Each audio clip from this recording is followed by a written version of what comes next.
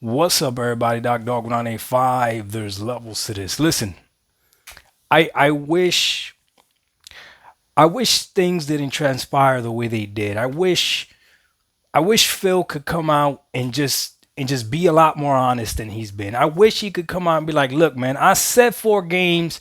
I was lying. I'm sorry I lied to y'all. I knew that there was more games coming. I just said 4 games. I wish that was the case, but that's not the case.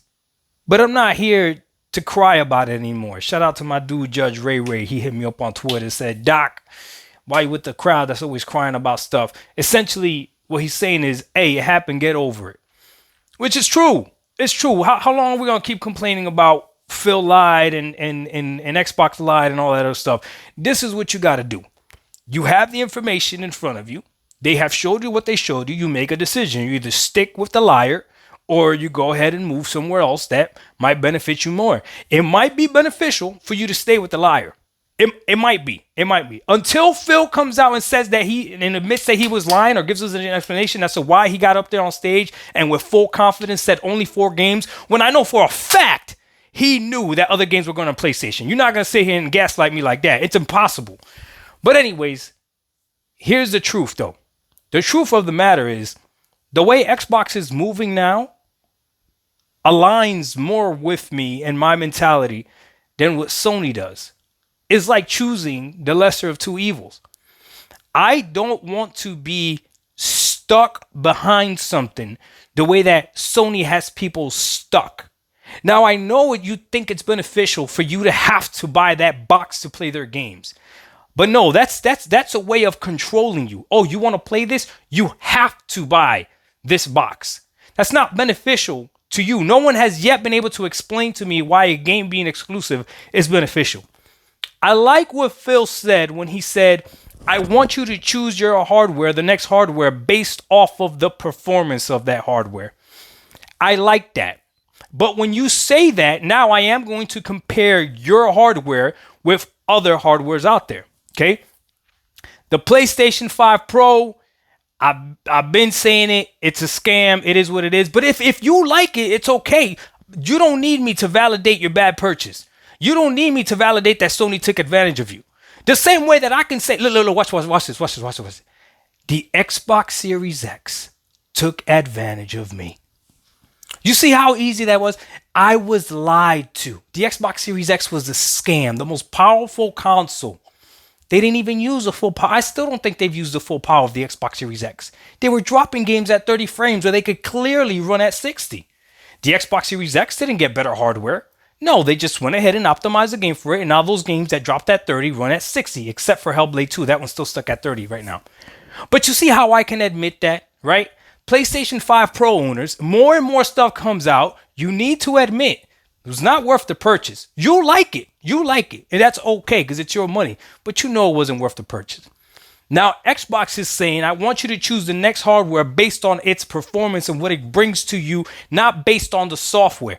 Okay, when you say that though, now you're really competing, but I appreciate that. That aligns more with me as a consumer. I want to be able to look at the next hardware that Asus is making that apparently is Xbox branded or whatever and see like, hey, is it worth it for me to go ahead and pull the trigger on that Steam Deck OLED because I don't have a Steam Deck yet. Is it worth it for me to just stick with my Asus ROG Ally, the Z1 Extreme version, which I have and I got since launch and it's been amazing? Is it worth it for me to finally upgrade to the Asus ROG Ally X? Is it worth it for me to go ahead and get the Legion Go? Is it worth it? My son got a Legion Go, so I could compare it. Is it worth it for me to go ahead and get the new Legion Go that's coming out, or that's already out? That's coming out, right? Is it worth it for me to go ahead and actually buy this next Xbox branded hardware from Asus or whatever? Now I get to really compare, and I don't have to worry about what games I can't or cannot play because Xbox is putting their money where their mouth is and saying, hey, this is our hardware compared to everybody else's hardware. That's the way it should be. That's the way it should be. You don't buy a 5090 or 5080 based off of the games that it can play. No. You buy it based off of the features that it's going to give you. That's why you buy it. And you buy it based off price to performance, right? That's exactly what that aligns more with me. That definitely aligns more with me. When I bought the Xbox Series X, I bought it for the power. $500 got the most powerful console, but then you're not letting me use all that power. No need to cry about it anymore. I went ahead and moved over to PC.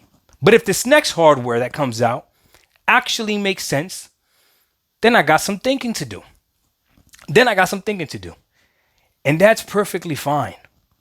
What I am seeing right now is that Xbox, from what they're saying verbally, aligns more with my mentality. But I am definitely smarter today than I was yesterday. I'm going to wait and see what this thing actually does. I'm going to wait and see what they actually do before I go ahead and jump on Xbox bandwagon and say, yeah, you're great. No, no, no, no, no, no, no, no, no, no, no. I'll tell you this much. If the rumors aren't true and the next Xbox doesn't have Steam, Xbox is going to have a real hard time having me move over from PC. Real hard time. Dark1985. There's levels to this.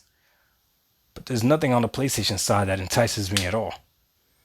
We out. Peace.